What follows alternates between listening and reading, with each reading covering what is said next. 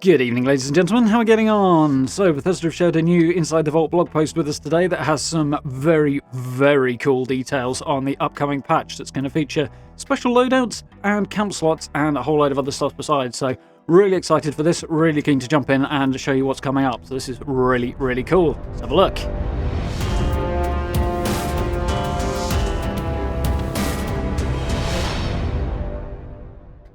Inside the Vault, Locked and Loaded features Dev Dive. So yeah, lots of cool details on a new patch they're calling Locked and Loaded. The locked part's a little ironic, seeing as flexibility is kind of what this is all about, rather than locking you in, but I'm kind of fine with that. It's really, really cool, so definitely happy to have this. Looking forward to diving into this. So, let's take a little look. Welcome back to another Inside the Vault. This week we are sharing how you can join the public test server and to playtest our upcoming Locked and Loaded update. You can also watch the latest Dev Dive video to take a closer look at camp slots and special loadouts with members of the Fallout 76 development team. Read on to learn more. So we'll take a look at the basic stuff on the PTS first, and then we'll go through the Dev Dive video in just a second as well, and I'll pick out the key points and add some thoughts and comments on it. As usual, I'll link the post down below in the description if you want to head over and have a read yourself, watch the video yourself. It's very, very cool. There's definitely some great stuff here. So, the PTS returns. If you've been waiting to dive into the public test server to try our Locked and Loaded update for Fallout 76, then we're pleased to announce that we are planning to bring the PTS online starting March 12th. So that's tomorrow, which is very, very cool. That's earlier than I was expecting. My bet was going to be next Tuesday, this coming one. It was my early prediction last time round, and they've actually given us a date that is sooner than I expected. On the other hand, slightly longer away on the other part, which is that in addition to this, we are excited to share that this update is currently slated to launch on April 27th. So we're looking at about 6 weeks until this update actually hits live, if they stick to the current plan. Obviously, depending on what happens with the PTS, how everything goes, that date could change. Hopefully it won't, but that is where we are at the moment. It's very, very cool. It's nice to have some hard and fast, well, reasonably hard and fast dates anyway, so definitely good news. Obviously, I'm going to jump onto the PTS and test out all the various bits and pieces of this patch basically over the next weekend, so we may have to delay our build a little bit, but there should be a few videos on this because there's a couple of topics that will break down into separate videos, as they're quite cool and in detail, so it's going to be nice. Keep an eye out for those. So, for those of you who play Fallout 76 on PC through Bethesda.net, we would love to have you in the PTS for another round of playtesting, feedback, bug reporting on new features like special loadouts, camp slots, daily ops expansion, it's the other very cool thing. And thank you once again for your patience as we work to implement these features and ensure that they're ready for you to check out. So yeah, bit of a delay on it as we already know, but very, very cool nonetheless. Ready to jump in and test this out. Happy to see it a tiny little bit earlier than I've been expecting, so only a few days, but hey, I'll take it. So you can also earn, as usual, a new PTS pennant for your camp. Don't forget to earn a new PTS pennant for your camp in the live version of Fallout 76 by playing the test server. Make sure that you play for at least 1 hour per day on 3 different days while the PTS is online, and we'll add a pennant to your account shortly after we release the next game update. They usually do this. It's a little flag thing that you can stick up to say, hey, I playtested the update, which is fine, it's nice. Very cool little thing. So, once you've had a chance to playtest new features, stop by the forum and share your thoughts and experiences with us. Keep an eye on Fallout on Twitter and the Fallout 76 forums, and we'll let you know as soon as the PTS is live. So, sometime tomorrow. Very, very cool. So, on to the really, really exciting, very, very cool stuff regarding camp slots and special loadouts. There's a couple of things in here that came as a little bit of a surprise. Bethesda have been doing a thing this year with their patches, which in short basically boils down to giving us more than we expected, which, you know, hell yes, this is great. More of this, please. So they're doing it again with this patch. They did it with the last one, and it's very, very cool to see. So, dive into camp slots and special loadouts with the devs. Watch our latest video below for an in-depth look at how camp slots and special loadouts will work, and to hear their thoughts on the development process. So mostly it's how it works, less about development process, which, let's be fair, that's the bit we're really interested in. So, in a little change from usual, I'm going to throw this up. We'll just pick out the bits that are interesting and that I have comments to add. And yeah, we'll watch through it together. Okay, so camp slots, special loadouts. Really excited for this. Some very, very cool stuff. Hi everyone, and welcome to another Fallout 76 Dev Dive. So we'll skip over the introductions there a little bit. If you want to see all the details of that, obviously link down below. But we'll get into the meat of this.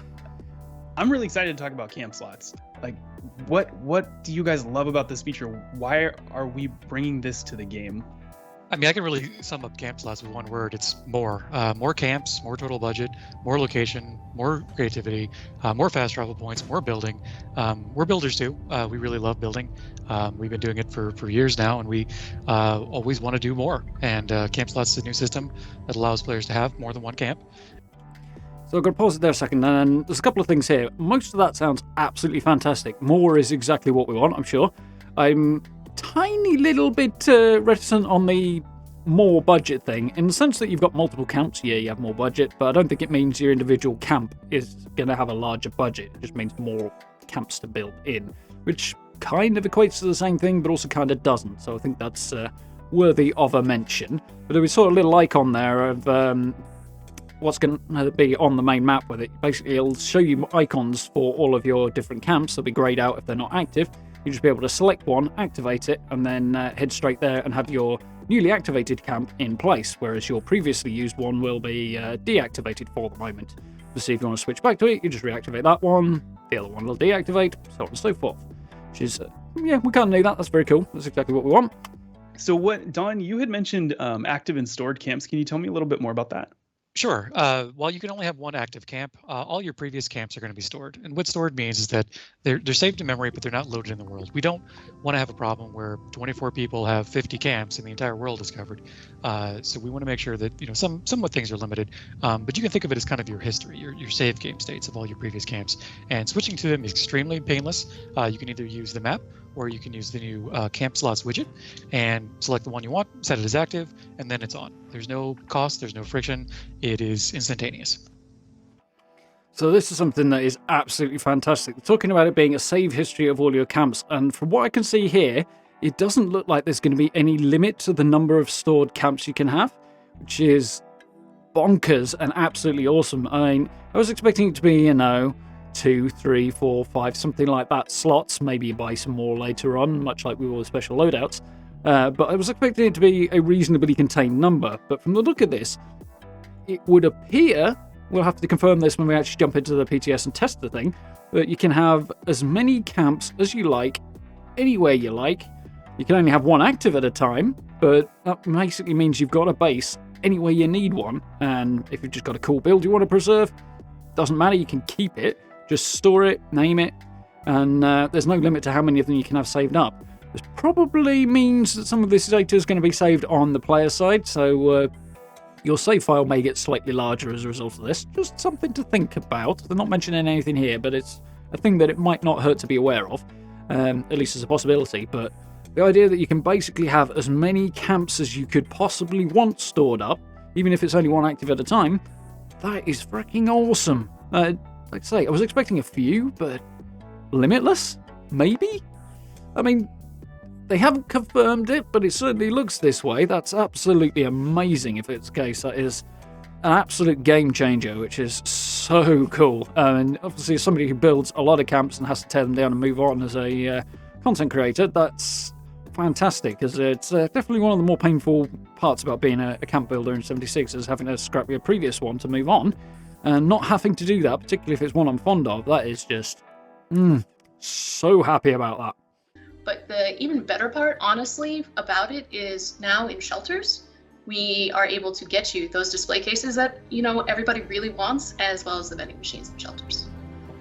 So I'm going to stop that there, because the explanation of this was a bit iffy.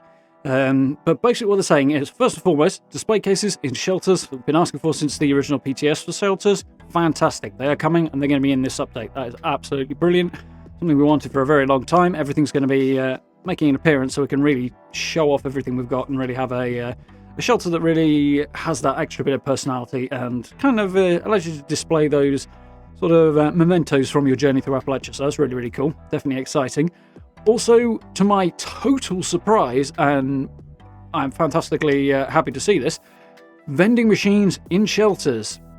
So I didn't even think that was going to be possible with the way instances work, but apparently it is. Apparently it's a thing that's coming in this patch, so fantastic. If you want to put your vendors inside your shelter, you're going to be able to do it, which is awesome.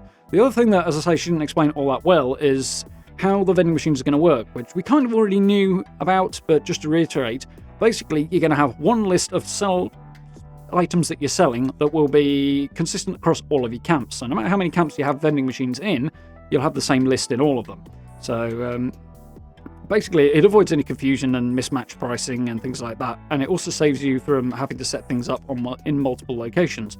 Hopefully, it will solve the issue I currently have, which is having to relist all of my items every time I build a new camp, because I hate it. But we'll see. But yeah, basically having a single list of saleable items is definitely the most practical way of doing it. It's much more simple. It'll make for a much more consistent setup and less faffing around with listing items, I hope. But yeah, the explanation she gave made it sound like you could end up with different price lists in different locations, and that's not going to be the case. So we'll try to iterate on that just a moment. It's really, really exciting that we were able to add those to shelters. I know that was not a simple task to do, so you guys definitely deserve some congratulations for that. Oh, little observation there. If stands to reason, if the display cases weren't easy to do, that explains why they probably didn't do it in the first place. If it's involved a lot of back-end struggles with the coding and whatever else they have to do to make that work, it probably applies to vendors as well, which would explain why those weren't in the first place. Which, yeah, I assumed it was going to be impossible. Apparently, it's just extremely difficult. Hey, they've pulled it off. Fantastic. We'll have to see with the PTS, but very, very cool nonetheless. Okay, so I noticed there's a lot of new UI for camp slots on the map. What is some of the new little things we can do with our camps after we put down both slots? The camp representation on the map will be somewhat similar than we had before, except now you can pick your own icon, and we have much better feedback for whether the camp has a shelter or a vendor. So we have two new sub-icons that denote shelter or vendor, and you no longer have to power your vendor in order to have your map be visible to other players. We now have a simple functionality where you select the camp, you say public beacon on, and then everyone can see it. And a new ping will show you. So I'm going to hold that there before the video jumps on any, but as you can see here, we've got that little camp icon in the middle, and we've got a new setup for the icons. You can now have countless different icons for your different camps, so they can be indicated in a different way on the map, which is very, very cool.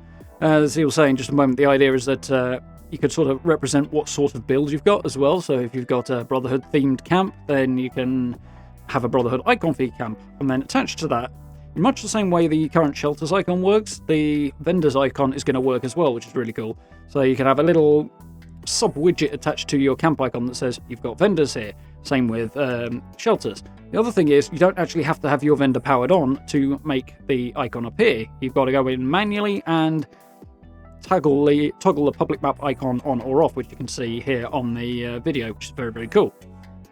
Whether or not that has a default setting to on or off, I don't know. I'm going to guess it's on, but I don't know. There might be some issues with people having nothing in their vendors, having their camps marked on the map, which is fine. I mean, it means people can come and visit, so that's not necessarily a bad thing. On the other hand, if you're specifically looking for camps with vendors, it might mean that it implies there's vendors when there are not. But it's also possible that you can have a public icon on, but the vendor widget, the little green thing, won't actually appear if you haven't actually got an active vendor. If that's the way it works, then that's fine. But potential issue there, but either way, being able to choose whether or not your camp appears on the map, why you'd not want it to appear if you had stuff on sale, I don't know, but hey, you can have it not appear on the map and have stuff on sale, or you can presumably have it appear on the map and have nothing on sale. So either or, which is pretty cool. I'm generally approving of this. It's just more flexibility, which is always fine. It's a system we're going to have to get to learn, but small adaptation required, but that's cool. Also, there's another thing down here in the bottom corner while we notice it. Public event, feed the people, is listed on the world activity list. Currently, that world activity list only has daily ops on it, so it's kind of underutilized. This is something else that's coming in this update, adding public events. So, you know, the ones with the exclamation mark that you get the treasury notes from. Those are going to be appearing in the world activity tracker now as well, so that make it much easier to find them. Also, really, really cool. I think that just about does it for camp slots. Why don't we move on to our next feature, which is going to change how we play with our characters in special loadouts. Special loadouts encourage players to really experiment. We want to give the full power to the player to sort of make the person or the build that they would like to do. It's really full respec of special and perk loadouts all in one. So all you have to do is find one of the punch card machines in the world or at your camp, select the loadout that you'd like to change, and you can immediately edit your special to any degree that you would like. It's free, it's fast, you can do it as many times as you would like. Then if you would like to do that for a second loadout, or even more potentially, you can do that just as easily. So let's hold that there a second. Couple of points. Firstly, the punch card machines, they look pretty cool. They kind of fit in, but at the same time stand out enough to be recognizable as a unique, specific thing. So they're not just going to blend in as a piece of furniture, but they won't look horribly out of place either. So that kind of makes sense. But that's cool. I like the look of these things. I like the idea. Obviously, it's perks are based on a card system anyway, so a punch card kind of fits with that. So that's kind of cool. The other thing is you can instantly edit your build on the fly-ish, and you can do it for free as often as you like. All you got to do is find one of these machines, and they are available in your camp, they are available in other players' camps, they are available at train stations, so it's almost on-the-fly respecking of your character whenever you like. You're only going to have 2 slots initially. You can buy extras from the Atomic Shop, but if you can literally change the whole thing over as many times as you like, you kind of don't need to buy them. Buying them is a convenience thing at that point. You can have, say, a build that you edit on the fly. So if you want to go from a heavy gunner to a sniper, you can just manually switch it all up. Not as efficient as we'd like, but you can also have your second one be, say, your crafting build. But if you do want to have 2 specific builds, you can buy an additional slot or just use the second one for that, and just literally swap between them if you want to swap between 2 preset builds fast as well. So it gives you a lot of flexibility. You can either set it up to do it quickly, or you can rejig your entire character whenever you like for free. Obviously not mid-combat, which would probably result in you getting killed anyway, so not such a bad thing. But more or less whenever you want, wherever you want, within reason. You can go to somebody else's camp, you do it yours, you do it at a train station. That's so much more flexibility than I was expecting to have. And basically the limitless changing there is absolutely brilliant. Very, very cool feature. Punch card machines are the actual object that a player interacts with to manage their special loadout. It's the proverbial hat changing station. And the reason we chose a punch card machine was that we needed something thematic for the Fallout universe and something that made sense for the task that it was intended to accomplish. So we kind of picked it. So it's going to be under the crafting menu when you're looking for it. I'm not sure that entirely makes sense, but hey, I'm fine with it as long as we know where it is. This old school 1930s punch card machine as the vehicle for that. You can edit any aspect of your current perk loadout and special points all in one place. So here in the perk interface, you can adjust your cards as you normally would, and in the outside punch card interface, you have full control over readjusting all your special points at any time. How do I get a punch card machine? To get a punch card machine, every player at level 25 will unlock a recipe that will allow them to build their very own punch card machine in their camp. There we go. As soon as you hit level 25, or above, obviously, for those of us with existing characters, which is probably everybody watching this video, you will immediately unlock that particular recipe and just go and build it. Presumably going to require a little bit of budget, though, so you might have to ponder what you're going to scrap to make room for it, but very, very cool nonetheless. Liking the look of this. Looking like this system is going to be really, really cool. I suppose the other point would be that, obviously, below level 25, there's not really a vast amount of point in respecking your build. I mean, you can go and do it at a train station, but beyond that, there's going to be a limited need for this sort of thing prior to hitting level 50 or above, really, in the sense that you will need to rack up a number of perk cards in order to swap things out. So there is that. As I say, you actually have to have the perk cards you want to slot in order to change the perk loadout. So it's going to get more effective the higher level your character is, which is also quite cool. In addition to that, we placed punch card machines at strategic places throughout the world. For example, train stations, places where we feel like players will get the most use out of them in their adventuring. That sounds like train stations are the main one, but it also sounds like there might be other places as well, maybe Red Rockets, maybe some other spots as well. Keep your eyes out. It'll be interesting to see where these things are located other than just train stations. Obviously, train stations are those kind of waypoints that everybody hits every so often because of the vendors and slash boxes as well, so it makes sense to put them there. But yeah, I'd be interested to see where else they're going to put them. So with special loadouts, are there any differences in how perks work? Because I'm putting, the same card in one build as I am the next. So how does that work when I have one perk card in 2 different builds at the same time? Right, the perk cards are shared. We don't want you to have 2 level 4 of the same card, so that card can be placed in 2 different loadouts. That's perfectly fine. Nice. If you were to scrap that card, it would scrap it from both loadouts, and if you were to level up a card that is used in multiple loadouts, it will slot it from the other loadouts, but the card is still there. You can still use it as long as you have the points in the second loadout. So that's very intuitive. Basically, shared cards makes a great deal of sense. Easy example for my build would be Gunsmith. Obviously, I have that maxed out, so my guns don't shake themselves to bits every 5 minutes. It takes 10 minutes instead. But I can apply that to multiple builds if I like. If I were to scrap it, obviously, I've scrapped the card, it's going to disappear from everything. That makes total sense. If you rank things up, though, it will automatically remove it from all of the loadouts it's included in, and you'll have to manually place it back. That being said, that's exactly the way it works with a single loadout and the currently existing system. If you've got a colour slotted and you then rank it up, it drops it back into the list across the bottom, and then you have to re-equip it. So that's pretty much exactly the same as the way it works. So this transition should be quite intuitive, which is cool. Okay, very cool. So what about like my legendary perks, for example? Does this give me the ability to swap those out? Changing a perk loadout won't really have much effect on your current legendary perk setup, and the reason for that is that we wanted players to feel like legendary perks are a bit more of a permanent decision. They're a bit more of a late game feature, and they're a bit more of your character's makeup or core DNA. I suppose people could feel either way about this one. Some people will be unhappy about the fact you can't swap it. Other people will be fine with it. I'm kind of fine with it. If you look at the kind of perk coin system that there is in place already, it's not designed to be a fast-paced changing system. So even ranking cards up takes time to rack up those perk coins. So not including that in the perks loadouts system is consistent with the way it's currently set up, I think. So I'm not massively surprised here. Would it be nice? I mean, taking out the cost, like that 2 coin cost or whatever it is, for swapping a card out and in would be nice.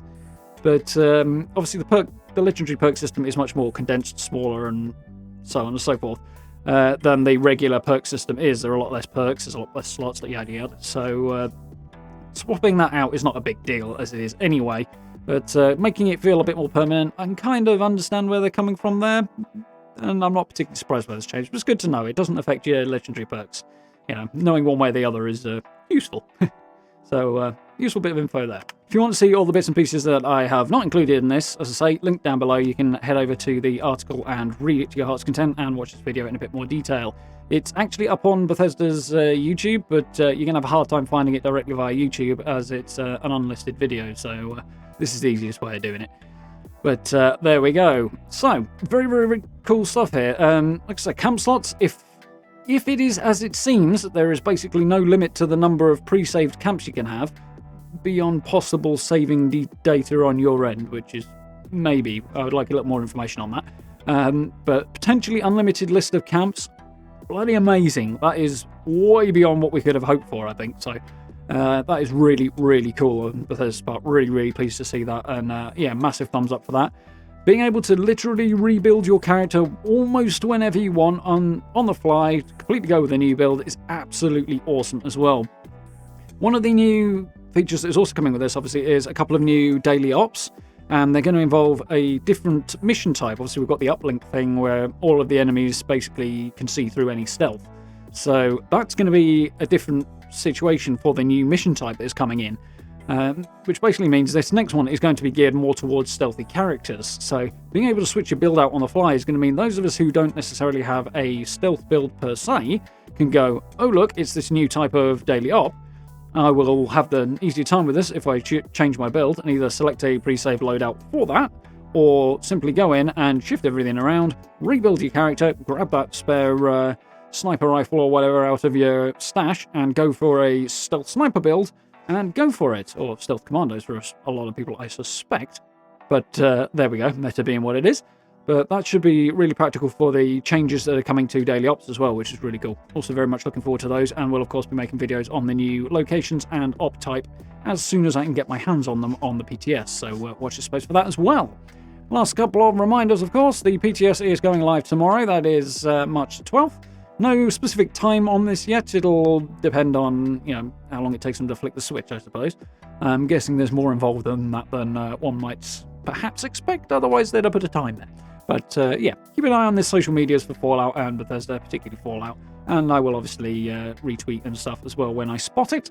So that should be going live tomorrow. And the current launch date, or current planned launch date, could change, hopefully won't, for this patch is April 27th, so about 6 weeks away on the actual going live of the patch, which is fine, that's cool. we definitely want to get proper testing of this and make sure everything works and doesn't make our machines and our games explode and smoke start coming out their ears. So yeah, I'm very, very excited for some of this stuff. And as I say, Bethesda, in my opinion, have taken what we've asked for, or several things we've asked for, put them together and said, here's more than you expected. Which they did on the last patch as well, and they're going to do it with this one as well. Obviously, it's been delayed a little bit by weather and the crap that's gone on in Texas, which is no fun for anybody down there. So hopefully everybody down there is keeping themselves safe and sound, and everything is beginning to return to normal, I hope, for them. Looks like it is for the folks over at Bethesda Austin, which is really cool. And yeah, really, really excited to get my hands on this. As I say, going to jump into the PTS over the next few days and test stuff out and cover it and share it with you guys. Obviously, if you don't want spoilers on those, then perhaps those wouldn't be the video for you, but nonetheless, I'll give you warnings on those as well. And yeah, watch out for those, notification bell, all that good stuff. So on that note, I'm going to round this one up because I've been rabbiting for quite long enough now. So yeah, very cool features, lovely to see more details. Very, very excited for all this new stuff. Looking forward to covering that over the next few days. May have to delay a camp build a little bit because of it, but hey, I think we can all live with that. So, thank you all very much for watching. I do hope you've enjoyed, found this useful and informative. If you did, please do consider dropping likes and subs for me. It's very, very much appreciated. 10k is literally right around the corner now, so damn, that's a milestone. I'm very excited for that, so massive thank you to you all for the support on that front. Speaking of, social media links, merch store, and channel memberships are all available down below the video as well. If you're interested in supporting the channel in that way, it makes a huge difference, and I very, very much appreciate it. So massive thanks to all of you who have done that as well. Very, very much appreciated. And if you get a chance, do join us for live streams as well, playing Fallout, playing Cyberpunk, and looking forward to what we might be doing next as well. So I do hope you'll make an appearance for those. Do watch out on the notifications for those as well. But for now, thank you very much for watching. I look forward to speaking to you all very, very soon.